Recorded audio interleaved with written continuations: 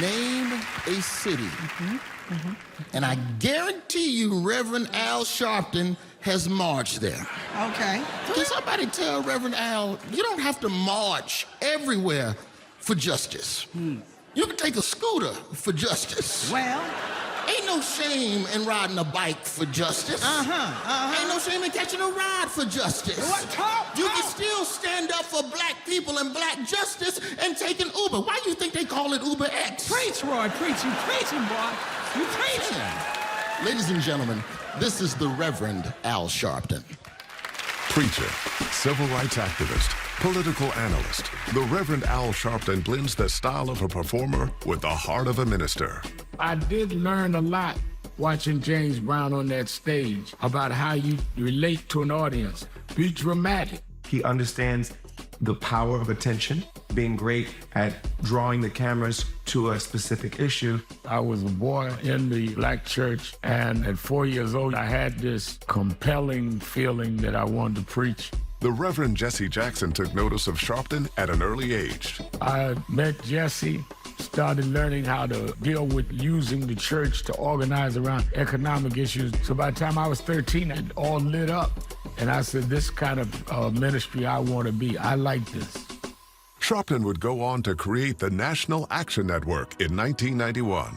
I've had the opportunity to march through the streets with him and to see his passion and to see his wisdom come through as a true leader in our community is brilliant. No justice, no peace. No justice, no peace. We want to be equal in terms of wealth, in terms of power, in terms of influence. We're not calling for the system to be brought down. We're asking for the system to stand up. I want to congratulate my friend, Reverend Al Sharpton. Reverend Al, what's up? This is Spike. Congratulations. Keep doing what you're doing. Keeping up that good fight.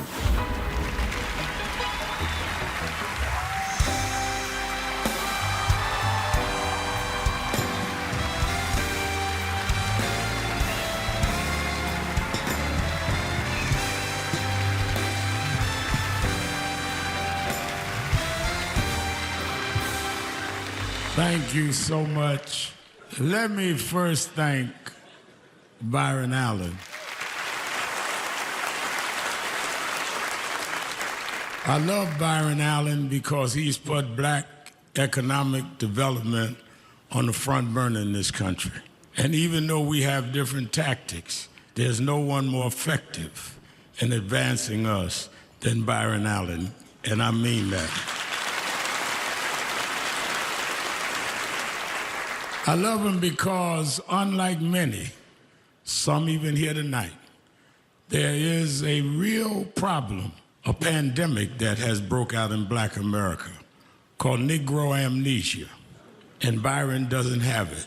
Some of you forget where you come from and forget how you got there and act like you got there because you were qualified or that you had a good resume. But some of us had to pay a price for your resume to even be read. Some of us had to take nights in jails and licks upside the head or shut out of boardrooms like Byron so you could walk down red carpets and act like you got there by yourself. So I received this award with a special, special place in my heart and on my shelf because I'm getting it from a freedom fighter who never forgot where he came from and how he got there.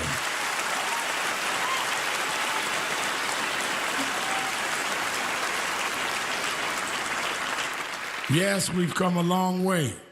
We've had now a black president and now a black vice president, but we still can get shot down and have to march to get a case in court. We still can get shut out of boardrooms. We're still doubly unemployed in a good economy. So we're gonna have to keep marching. And I thank not only my family, a mother that raised me by herself, but I thank that lady at the end of the march that knows she won't be on TV that night and knows her name will never be in the paper, but she believed in me enough to get at the end of the line and make me look good. Because Dr. King used to say, if you call a march and no one shows up, you just going for a walk. And I want to thank those that marched with me. 32 years ago, here in Los Angeles, we marched. And then many years later, with George Floyd and others, we're still marching. And I'm going to keep marching. I'm going to keep agitating. And I'm going to keep going.